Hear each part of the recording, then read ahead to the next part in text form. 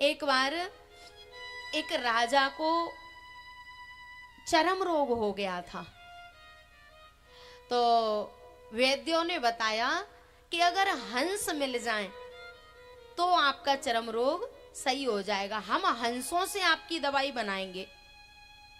और राजा के लिए कौन सी बड़ी बात थी।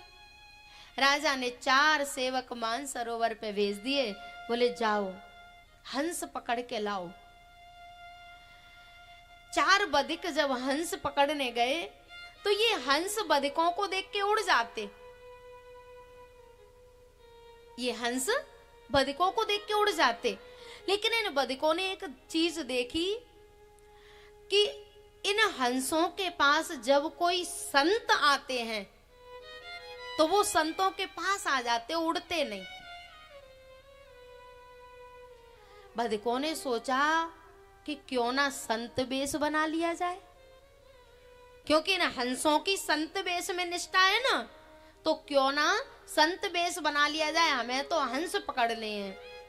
ये 4 बधिक संत का वेश बना के माला तिलक छापे और लगा के जैसे ही मानसरोवर पे आए और हंसों के पास आए तो हंसों ने इनको पहचान लिया था, फिर भी ये बधिकों को देख के उड़े नहीं।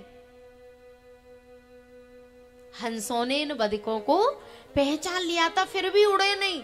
क्यों? क्योंकि इन हंसों की संत वेश पर बड़ी निष्ठा थी। ये 2 हंस पकड़ लाए और राजा के पास आ गए। राजा ने वैद्य से कहा कि दवाई बनाओ। इतने में भगवान ने देखा कि जिन हंसों को संत वेश पर निष्ठा है आज उनकी बलि चढ़ जाएगी। भगवान वैद्य का रूप बना के नगर में आए और पूरे नगर में खबर कर दी कि किसी के अगर चर्म रोग हो, कैसा भी रोग हो, मैं उसे सही कर दूंगा। लोगों ने जाके राजा को बताया, बोले महाराज एक वैद्य आया है और जिम्मेदारी ले रहा है कि चाहे कैसा भी रोग हो मैं उसे सही कर दूंगा। बोले बुला के लाओ।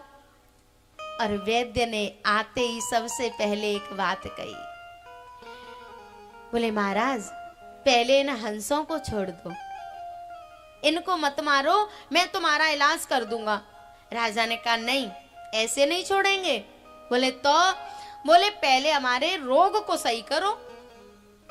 वो तो ठाकुर जी थे, झोला में से एक दवाई निकाली, पिसवा के जब राजा के शरीर पे लगवाई तो राजा एकदम निरोगी हो गया, उसका रोग सही हो गया। इस दृश्य को जब राजा का रोग सही हो गया और संतों को राजा ने, हंसों को राजा ने छोड़ दिया, तो इन बधिकों ने विचार किया कि जिस संत वेश पर हंसों का इतनी निष्ठा, इतना विश्वास कि पहचानने के बाद भी नहीं उड़े, उनकी निष्ठा के कारण वो मरे भी नहीं और वैद्य आ गया और रोग भी ठीक हो गया। तो फिर अब इस संत वेश को हम भी छोड़ने वाले नहीं हैं। और जो दिन रात पक्षियों को मारते थे वो 4 बधिक संत वेश पहना था, लेकिन अब सच्चे संत होके वृंदावन की तरफ चल दिए।